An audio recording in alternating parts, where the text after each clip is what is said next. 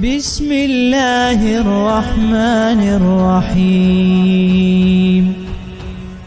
ألم تر كيف فعل ربك بأصحاب الفيل ألم يجعل كيدهم في تضليل وأرسل عليهم طيرا أبابيل ترميهم بحجارة من سجيل فجعلهم كعصف مأكول.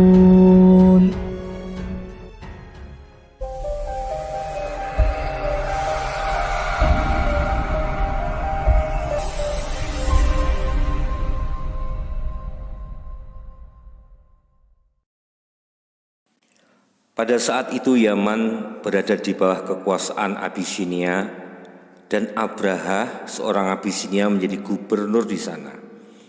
Ia membangun sebuah katedral Mekah di San'a dengan harapan dapat menyaingi Mekah sebagai tempat ibadah haji terbesar di seluruh Arab. Ia membangunnya dengan pualam yang diambil dari bekas istana Ratu Saba dengan menghiasinya dengan emas dan perak. Mimbarnya dibuat dari gading dan kayu hitam. Ia menulis surat untuk rajanya Negus. Wahai raja, aku telah membangun sebuah gereja untukmu. Kemegahannya tidak pernah tertandingi oleh raja manapun sebelummu. Dan aku tak akan pernah berhenti hingga dapat mengalihkan pusat haji orang-orang Arab ke sana. Ia tidak merahasiakan sedikit pun niatnya. Dan itu tentu mengundang kemarahan suku-suku yang tersebar di seluruh Hijaz dan Najd. Akhirnya seorang dari suku Kinanah yang memiliki hubungan nasab dengan Quraisy pergi ke San'a dengan maksud meruntuhkan gereja itu. Ia melakukannya hanya 1 malam, kemudian kembali ke rumahnya dengan selamat. Ketika Abrah mendengar itu, ia bersumpah akan membalas dendam dengan menghancurkan Ka'bah sampai rata dengan tanah. Ia pun menyiapkan pasukan besar-besaran untuk menyerang Mekah dengan menempatkan seekor gajah di barisan terdepan. Beberapa suku Arab di utara San'a berusaha untuk menghalangi perjalanan mereka, tetapi pasukan Abisinia berhasil mengalahkan mereka dan menangkap pemimpin mereka, yaitu Nufail dari suku Khas'am. Sebagai tebusan nyawanya, ia diminta menjadi penunjuk jalan. Ketika pasukan itu sampai di Taif, orang-orang Saqif keluar menemui mereka. Orang-orang Saqif khawatir Abrahah keliru menghancurkan kuil mereka Al-La'at karena dikira Ka'bah. Mereka segera menjelaskan kepadanya bahwa ia belum sampai tujuan. Mereka juga memberi petunjuk jalan untuk mengantarkan pasukan tersebut. Meskipun telah memiliki Nufail, Abrahah menerima tawaran itu. Tetapi penunjuk jalan itu meninggal dalam perjalanan, kira-kira 2 mil dari Mekah, di sebuah tempat yang dikenal dengan Mughamis, dan ia dikuburkan di sana. Belakangan orang-orang Arab selalu melempari kuburan itu dengan batu, bahkan orang-orang yang tinggal di sekitarnya tetap melakukannya hingga sekarang. Abrahah berhenti di Mughamis dan mengirimkan pasukan berkuda ke daerah pinggiran Mekah. Mereka merampas apa saja yang mereka temukan di perjalanan dan mengirimkan hasil rampasan kepada Abrahah, termasuk 200 unta milik Abdul Muthalib. Quraisy dan suku-suku lain di sekitarnya mengadakan pertemuan dewan perang. Mereka memutuskan bahwa percuma saja mereka melawan serangan musuh. Sementara itu, Abrahah mengirimkan seorang utusan ke Mekah untuk menemui pemimpin mereka di sana. Ia berpesan bahwa mereka datang bukan untuk berperang, melainkan hanya ingin menghancurkan Ka'bah. Dan jika ingin menghindari pertumpahan darah, maka pemimpin Mekah harus menemuinya di kemah pasukan Abisinia. Sebenarnya tidak ada pemimpin resmi untuk semua suku Quraisy setelah seluruh hak-hak istimewa dan tanggung jawab kepemimpinan telah dibagi rata antara keluarga Abduddar dan Abdul Manaf. Tetapi sebagian besar masyarakat Mekah menganggap bahwa pemimpin mereka adalah orang yang secara de facto memang mengemban fungsi kepemimpinan. Kali ini utusan itu diantar menghadap Abdul Muthalib, yang kemudian bersama seorang putranya mengikuti utusan tersebut ke perkemahan.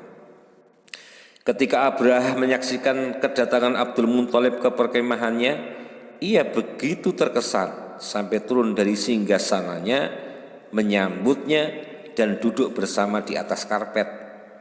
Ia menyuruh juru bicaranya menanyakan kepada Abdul Muthalib permintaan apa yang hendak diajukan Abdul Muthalib, meminta agar 200 ekor untanya yang telah dirampas oleh pasukan Abrahah dikembalikan. Abrahah sangat terkejut mendengar permintaan itu. Ia sangat kecewa mendengarnya karena menganggap Abdul Muthalib jauh lebih mementingkan unta-untanya ketimbang agamanya yang sedang terancam untuk dihancurkan. Abdul Muthalib menjawab, "Aku adalah pemilik unta-unta itu, sementara Ka'bah ada pemiliknya sendiri yang akan melindunginya. Tapi sekarang ini dia tak akan mampu melawanku," kata Abrahah. "Kita lihat saja nanti," jawab Abdul Muthalib. "Tapi kembalikan unta-untaku sekarang." Dan Abrahah pun memerintahkan agar unta-unta itu dikembalikan. Abdul Muthalib kembali ke Quraisy dan menyarankan agar mereka menyelamatkan diri ke atas bukit di dekat kota. Kemudian ia disertai beberapa anggota keluarganya dan pemuka masyarakat yang lain pergi ke Ka'bah. Mereka berdiri di sisi Ka'bah memohon pertolongan Tuhan melawan Abrahah dan pasukannya. Ia sendiri memegang cincin besi di pintu Ka'bah dan memohon, "Ya Allah, hamba-hambamu melindungi rumahnya, maka lindungilah rumahmu ini." Setelah memanjatkan doa, ia bersama dengan yang lain kembali ke atas bukit di sebuah tempat yang memungkinkan mereka melihat apa yang terjadi di kota. Keesokan harinya, Abrahah bersiap-siap memasuki kota untuk menghancurkan Ka'bah, dan setelah itu kembali lagi ke San'a melalui jalan yang mereka tempuh sewaktu datang. Si gajah yang diperlengkapi senjata berada di barisan terdepan. Pemandunya, Unais, segera mengarahkannya berjalan menuju Mekah. Tetapi Nufail, sang tawanan penunjuk jalan, selalu bersama-sama dengan Unais dan telah mempelajari aba-aba yang dimengerti gajah itu. Maka saat Unais memberikan aba-aba agar gajah itu bangun, Nufail mendekati telinga besar sang gajah dan memberikan komando untuk duduk berlutut. Dengan sangat mengejutkan dan mencemaskan Abrahah dan pasukannya yang lain, gajah itu pun perlahan-lahan kembali berlutut ke tanah. Unais menyuruhnya untuk kembali berdiri, tetapi kata-kata Nufail yang masuk bebarengan ke telinga gajah itu lebih dekat dan lebih berpengaruh, sehingga ia tak mampu bergerak lagi. Pasukan Abrahah dengan segala cara untuk menggerakkan kaki gajah itu sampai mereka memukul kepala dan mukanya dengan besi, tetapi ia tetap diam bergeming.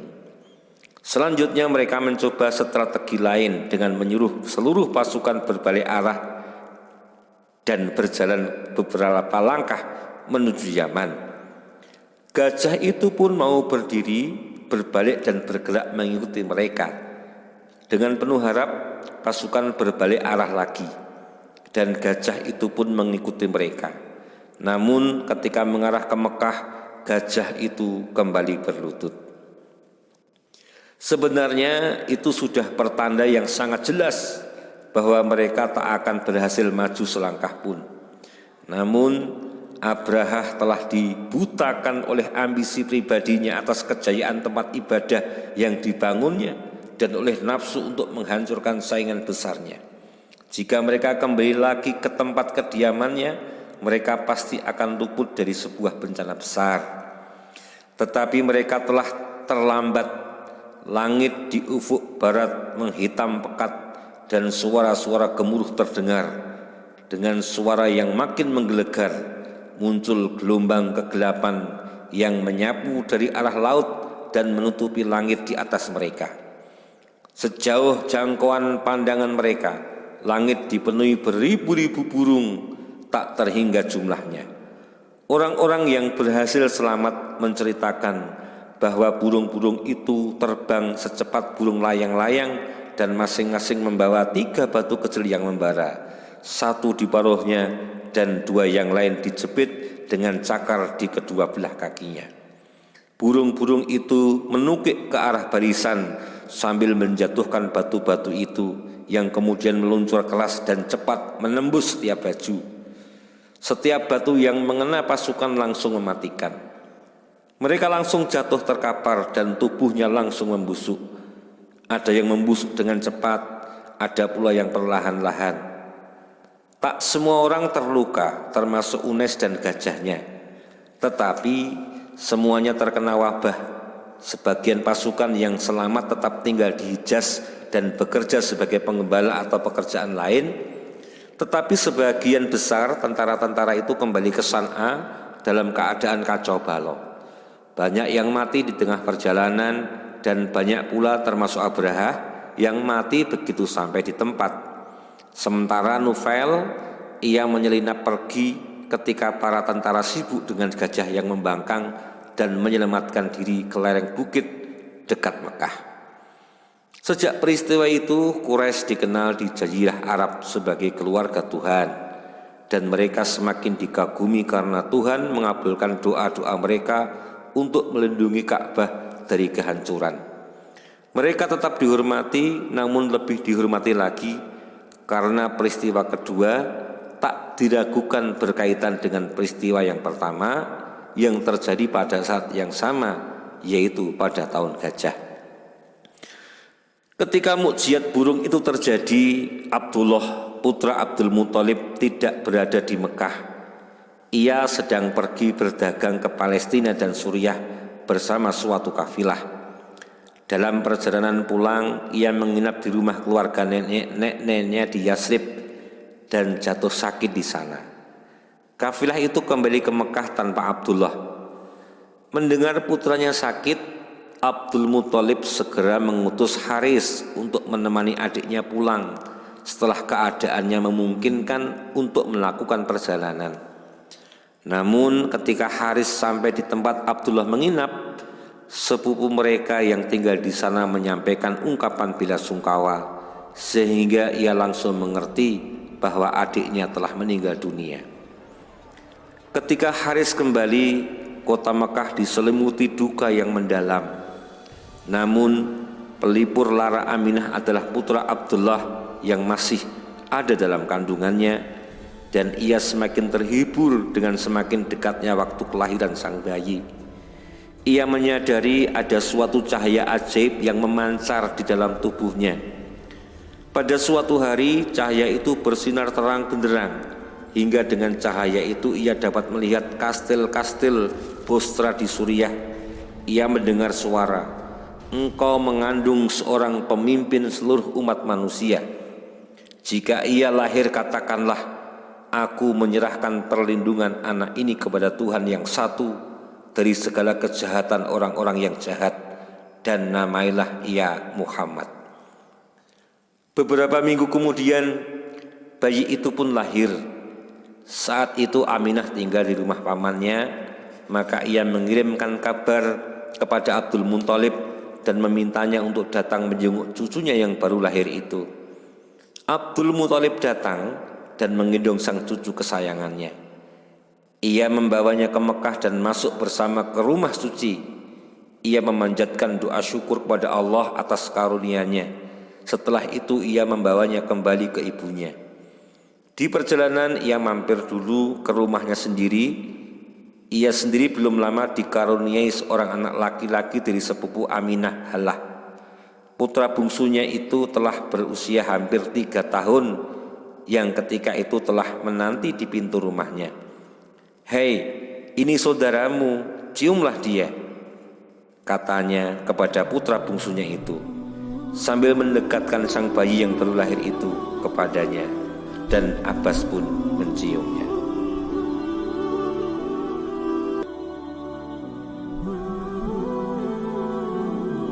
Sudah menjadi kebiasaan seluruh keluarga besar Arab kota untuk mengirimkan anak-anak mereka yang baru lahir ke daerah gurun untuk disusui hingga disapih, serta menghabiskan masa kanak-kanak mereka di tengah-tengah suku Badui.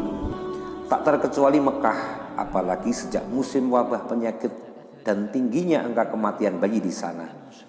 Tapi bukanlah semata-mata udara segar Sahara yang mendorong mereka mengirimkan anak-anak mereka ke sana. Itu memang berguna untuk jasmani mereka. Tetapi gurun pasir juga memiliki manfaat bagi perkembangan jiwa. Kaum Quraisy baru-baru ini saja memulai hidup menetap, yaitu sejak Qusay memerintahkan kaumnya membangun tempat tinggal di sekitar Ka'bah. Sebelumnya mereka hidup secara nomaden. Hidup menetap mungkin memang tak terhindarkan, namun cara hidup seperti itu berbahaya. Gaya hidup nenek moyang mereka adalah pengembara, tinggal di tenda-tenda dan seringkali berpindah-pindah. Pengembaraan dan kebebasan adalah dua hal yang tak terpisahkan. Di padang pasir, seseorang sadar bahwa dirinya adalah penguasa suatu tempat, dan dengan kesadaran itu, ia terhindar dari keterikatan dengan waktu. Dengan membongkar tendanya, ia menanggalkan kehidupan yang kemarin dan menatap hari esok dengan pasti. Sedangkan seorang penduduk kota adalah seorang tahanan, menetap di suatu tempat yang sama, kemarin, sekarang, dan yang akan datang, hanya menjadi bulan-bulanan waktu, menampung segala keburukan. Perkotaan adalah sarang kecurangan, kemalasan dan huru-hara tersembunyi di balik dinding-dindingnya, siap untuk setiap saat merenggut dan menghilangkan ketajaman penglihatan serta kewaspadaan manusia. Segala sesuatu membusuk di sana, termasuk keindahan berbahasa, suatu hal yang sangat menentukan kualitas manusia. Sebagian orang Arab dapat membaca, tetapi keindahan berbahasa merupakan dambaan setiap orang tua terhadap anak-anak mereka. Nilai seseorang umumnya dilihat dari kefasihan dalam bertutur kata, dan puncak kefasihan itu adalah puisi. Mempunyai seorang penyair hebat adalah kebanggaan bagi keluarga, dan penyair-penyair terkenal hampir selalu berasal dari suku-suku padang pasir karena bahasa sehari-hari mereka memang puitis. Maka dari itu, tali ikatan dengan padang pasir harus selalu diperbarui dalam setiap generasi yang baru lahir. Udara segar untuk pernapasan, bahasa Arab yang fasih untuk lidah, kebebasan bagi jiwa. Dan anak-anak Quraisy dipelihara di padang Sahara hingga 8 tahun agar kebiasaan itu lebih membekas di dalam jiwa mereka, meskipun sebenarnya beberapa tahun saja sudah cukup. Beberapa suku memiliki reputasi yang baik dalam menyusui dan mengasuh anak. Di antaranya adalah Bani Sa'ad bin Bakr, suku Hawazin terpencil yang tinggal di sebelah tenggara Makkah. Aminah ingin mempercayakan putranya untuk diasuh seorang anak dari suku tersebut. Mereka biasanya datang secara periodik kepada kaum Quraisy untuk menawarkan pengasuhan, yang akhir-akhir ini memang sering dibutuhkan. Perjalanan mereka kali ini ke Mekah diceritakan setelah bertahun-tahun oleh orang dari mereka, yaitu Halimah putri Abu Du'aib, yang berangkat bersama suaminya Haris dan baru saja dikaruniai seorang bayi laki-laki yang mereka rawat sendiri. Halimah menuturkan, "Tahun ini musim kemarau, kami tak memiliki apa-apa. Aku berangkat dengan mengendarai keledai betinaku yang kurus berwarna abu-abu. Kami juga membawa seekor unta betina tua yang tak lagi bisa mengeluarkan susu setetes pun. Kami terbangun setiap malam oleh tangis kelaparan anak kami, karena susuku tak cukup membuatnya kenyang. Keledaiku begitu lemah dan kurus sehingga aku sering tertinggalan rombongan di perjalanan." Ia juga menceritakan bahwa mereka begitu mengharap curahan air hujan agar unta-unta dan keledai dapat merumput sehingga air susunya dapat keluar. Namun hingga sampai di Mekah tak setetes pun air hujan turun. Setelah tiba, mereka segera menawarkan jasa pengasuhan anak, dan Aminah pun menawarkan anaknya untuk diasuh mereka. Namun tak satu pun mau menerima tawarannya. Halimah menjelaskan, itu karena kami berharap mendapatkan sesuatu yang berharga dari ayah anak itu. Seorang anak yatim, apa yang bisa diharapkan dari ibu dan kakeknya untuk kami? Mereka tidak mengharapkan pembayaran tunai dari jasa yang ditawarkan, karena seorang wanita dianggap tidak terhormat bila mengambil bayaran dari susu yang diberikannya kepada seorang anak. Balasan yang mereka harapkan meskipun tidak diperoleh langsung mencakup hal-hal yang lebih luas. Pertukaran manfaat antara penduduk kota dan kaum nomaden ini adalah sesuatu yang alamiah. Setiap ada yang miskin, pasti ada yang kaya. Demikian pula sebaliknya. Kaum nomad memiliki suatu cara hidup kuno yang diberikan oleh Tuhan untuk ditawarkan cara hidup Habil. Sementara putra-putra Qabil adalah orang yang membangun desa pertama, memiliki harta dan kekuatan. Keuntungan yang diinginkan orang-orang Badui adalah memiliki ikatan dengan salah satu dari keluarga-keluarga besar ini. Seorang ibu angkat mengasuh seorang anak yang diharapkan menganggapnya sebagai ibu kedua dan merasa berkewajiban memeliharanya di akhir hayatnya. Anak itu juga akan menganggap dirinya sebagai saudara dari anak-anak kandungnya sendiri dan bukan hanya suatu hubungan bendawi. Orang-orang Arab menganggap air susu dapat membuat suatu hubungan nasab dan dapat juga menurunkan sifat-sifat sang ibu kepada anak yang disusuinya. Namun hanya sedikit atau hampir tidak ada anak angkat yang mampu memelihara ibunya sendiri atau memelihara sendiri ibu angkatnya sebelum ia tumbuh dewasa. Maka selama waktu itu ayahnya lah yang dapat memenuhi kewajiban anaknya untuk memelihara ibu angkatnya. Seorang kakek terlalu jauh untuk itu, dan pada kasus ini telah diketahui bahwa Abdul Muthalib telah berusia lanjut, tak dapat dijamin hidup lebih lama lagi. Jika ia meninggal, putra-putranya lah, bukan cucunya, yang akan menerima warisannya. Sementara Aminah adalah wanita miskin, lalu si anak sendiri, ayahnya masih terlalu muda untuk dapat memiliki banyak harta. Ia mewariskan kepada putranya tidak lebih dari 5 ekor unta, sejumlah anak domba dan kambing, serta seorang budak perempuan. Putra Abdullah itu memang keturunan sebuah keluarga besar, namun sejauh ini ia adalah anak paling miskin yang ditawarkan kepada para wanita tersebut pada tahun itu. Di sisi lain, meskipun para orang tua angkat tidak mengharapkan untuk kaya, tetapi mereka juga tidak mau terlalu dililit kemiskinan. Dan jelas bahwa Halimah dan suaminya adalah pasangan yang paling miskin di antara pasangan yang lain. Siapapun yang dipilihnya, ia selalu kalah dengan pasangan yang lain. Sehingga tak lama kemudian semua Bani Sa'ad telah memiliki anak asuh kecuali Halimah sendiri.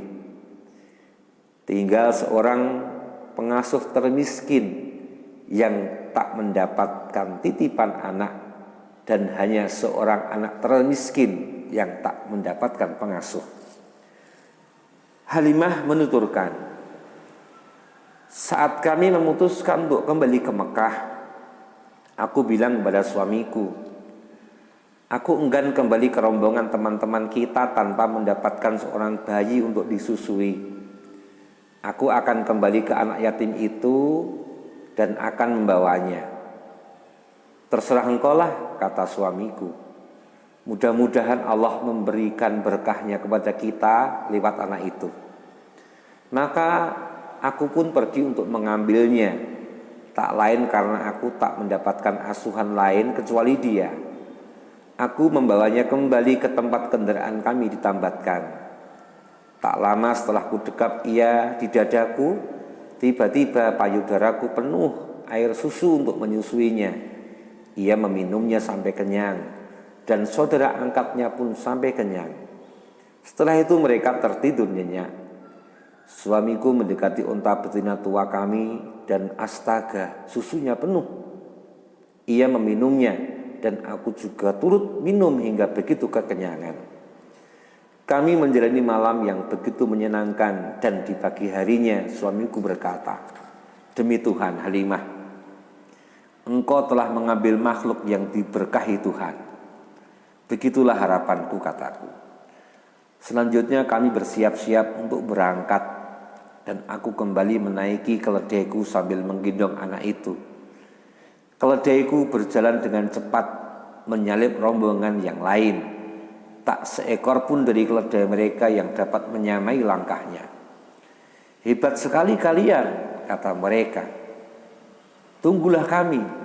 Bukankah keledai yang kau tunggangi itu sama dengan keledai yang kemarin kalian naiki saat berangkat kemari?" "Ya, tentu saja," jawabku. "Ia memang keledai yang sama.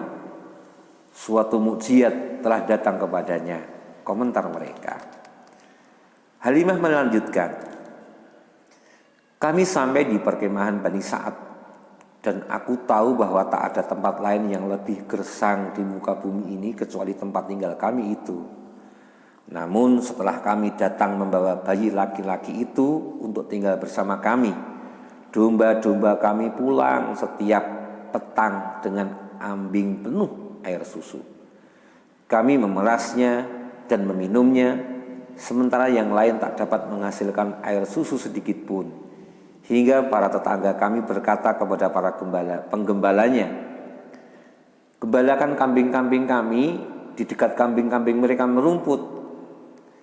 Tetapi meskipun hal itu telah dilakukan, kambing-kambing mereka tetap pulang dalam keadaan lapar dan tidak menghasilkan air susu. Sementara kambing-kambing kami tampak sehat dengan air susu yang cukup, dan kami tak pernah berhenti mensyukuri nikmat dari Tuhan ini hingga bayi itu telah berusia 2 tahun dan aku pun menyapihnya. Ia tumbuh dengan baik dan tak ada laki-laki lain atau anak laki-laki lain yang dapat menyaingi pertumbuhannya. Setelah mencapai 2 tahun, ia tumbuh menjadi anak yang cakap dan kami membawanya kembali ke ibunya. Meskipun sebenarnya kami sangat mengharapkan dia tetap tinggal untuk mendatangkan keberkahan bagi keluarga kami.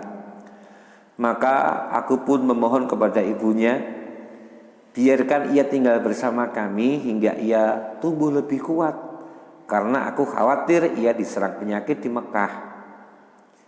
Kami meminta kepada Aminah dengan sangat agar kami diberi kesempatan sekali lagi untuk memelihara dan mengasuh anak itu. Kami pun membawanya kembali pulang. Suatu hari beberapa bulan setelah kami kembali, ketika ia dan saudara laki-laki angkatnya sedang bermain dengan beberapa anak biri-biri di belakang kemah kami, saudara angkatnya itu lari mendekati kami dan berteriak, "Saudara Quraisyku!" 2 laki-laki bergamis putih mengambilnya, membaringkannya dan membelah dadanya, lalu tangan mereka mengeluarkan isi dadanya. Karena itu aku dan ayahnya menemui anak itu dan melihatnya sendiri, tapi wajahnya pucat pasi. Kami memeluknya dan bertanya, "Apa yang terjadi kepadamu, anakku?" Ia menjawab, 2 orang berbaju putih mendatangiku, membaringkan aku dan membelah dadaku untuk mencari sesuatu yang aku sendiri tidak tahu. Halimah dan Haris berkeliling melihat sekitarnya namun tak menjumpai 2 laki-laki itu. Mereka juga tak melihat darah atau luka pada tubuh anak angkat mereka. Juga tak ada sedikit pun goresan pada dada anak angkat mereka itu atau cacat pada tubuhnya yang sehat. Hanya ada gambaran tak biasa di antara kedua punggungnya. Satu tanda berbentuk oval, kecil tapi jelas. Namun tanda itu telah ada sejak lahir.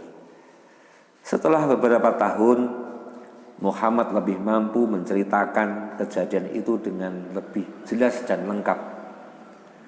Ada 2 laki-laki datang kepadaku berbaju putih dengan sebuah baskom emas yang penuh dengan salju. Setelah itu mereka membaringkan tubuhku dan membelah dadaku. Kemudian mengambil jantungku Tampaknya mereka membukanya dan mengambil segumpal darah hitam dari jantungku serta membuangnya. Lantas mereka mencuci jantungku dan isi dadaku dengan salju itu. Ia berkata, setan menyentuh setiap anak Adam pada saat ibu melahirkannya, kecuali Maryam dan putranya.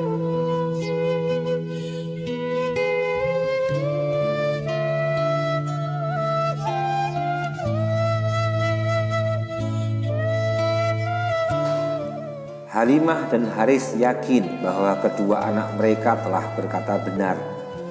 Karena itu mereka sangat ketakutan. Haris sangat khawatir jika anak angkatnya terkena suatu guna-guna roh jahat atau terserang sihir. Ia pun mengajak istrinya untuk segera mengembalikan anak itu kepada ibunya sebelum ditimpa kejadian yang mengerikan. Maka Halimah membawanya kembali ke Mekah.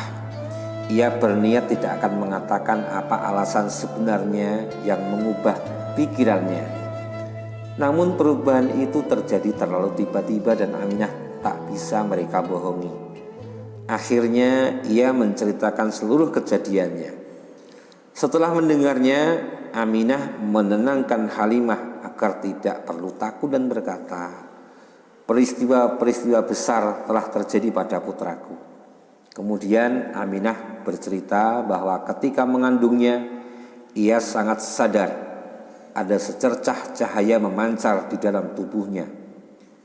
Halimah menjadi tenang, tetapi sejak itu Aminah memutuskan untuk mengasuh sendiri putranya. Tinggalkan ia bersamaku, katanya, dan pulanglah dengan tenang. Anak itu hidup bahagia di Mekah bersama ibunya selama 3 tahun. Ia mendapatkan perhatian lebih dari kakek, paman, bibi, dan sepupunya yang tinggal bersamanya. Yang paling menyayanginya adalah Hamyah dan Sofiyah, 2 anak Abdul Muthalib dari perkawinan terakhirnya yang dilangsungkan bersamaan dengan perkawinan orang tua Muhammad. Hamyah seusia dengannya, sedangkan Sofiyah lebih muda darinya. Paman dan bibi dari garis ayahnya dan sepupu dari garis ibunya, dan terjalin suatu ikatan yang sangat erat di antara mereka bertiga. Ketika Muhammad berusia 6 tahun, Aminah mengajaknya mengunjungi seorang kerabatnya di Yasrib. Mereka turut dalam satu kafilah ke arah utara mengendarai 2 ekor unta. Aminah menunggangi untanya dan anaknya menaiki unta yang lain bersama budak perempuannya yang setia, Barakah. Di kemudian hari, Muhammad menceritakan kegembiraannya saat belajar berenang di rumah saudaranya, keluarga Khazraj, dan bagaimana saudaranya itu mengajarinya bermain layang-layang. Namun tak lama kemudian saat perjalanan pulang, Aminah jatuh sakit. Mereka pun berhenti dan ditinggal oleh rombongan. Setelah sakit beberapa hari, Aminah meninggal dunia di Abwa, tidak jauh dari Yasrib. Dan di sanalah ia dikuburkan. Barakah melakukan banyak hal untuk menghibur Muhammad yang kini telah menjadi yatim piatu. Ia membawanya kembali ke Mekah bersama satu kafilah yang lain.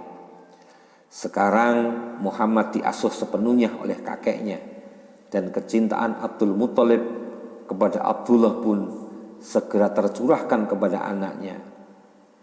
Abdul Muthalib sangat senang tinggal di dekat Ka'bah, seperti saat-saat ia mendapat perintah untuk menggali Zam-Zam.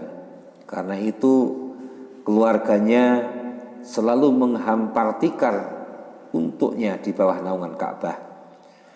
Karena sangat menghormati ayah mereka, anak-anak Abdul Muthalib termasuk Hamyah tidak berani turut duduk di atas tikar itu.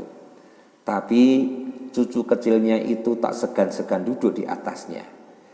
Jika para pamannya menyuruh pergi, Abdul Muthalib akan berkata, biarkan cucuku tinggal bersamaku, demi Tuhan, masa depan yang gemilang ada di tangannya. Muhammad biasa duduk di samping Abdul Muthalib di atas tikar itu dan menunggangi punggungnya. Abdul Muthalib merasa senang dengan semua kelakuan cucunya itu. Hampir setiap hari mereka tampak berduaan, bergandengan tangan di Ka'bah, atau dimanapun mereka berada di kota Mekah. Abdul Muthalib sering membawa Muhammad datang ke majelis atau tempat berkumpulnya para kepala suku di kota itu yang jumlahnya lebih dari 40 orang untuk mendiskusikan berbagai masalah. Bahkan laki-laki berusia 80 tahun itu tak malu-malu menanyakan pendapat bocah berumur 7 tahun itu tentang banyak hal. Saat Abdul Muthalib ditanya oleh para sahabatnya yang terkemuka, ia selalu berkata, masa depan cucuku ini sungguh gemilang. 2 tahun setelah kematian ibunya, anak yatim piatu itu juga kehilangan kakeknya. Saat meninggal dunia, Abdul Muthalib mempercayakan cucunya kepada Abu Thalib, saudara kandung ayah Muhammad. Abu Thalib melanjutkan perhatian dan rasa sayang kepada keponakannya yang telah diamanatkan ayahnya kepadanya. Sejak saat itu, si bocah dianggap seperti anaknya sendiri dan istrinya si Fatimah berusaha sebisa-bisanya untuk menggantikan posisi ibunya. Di kemudian hari, Muhammad sering mengatakan tentang Fatimah bahwa ia membiarkan anak kandungnya sendiri lapar ketimbang dirinya sang kemenakan. Abdul Muthalib kakeknya, Abu Thalib pamannya, Khadijah istri setia, Fatimah putri tercinta. Semua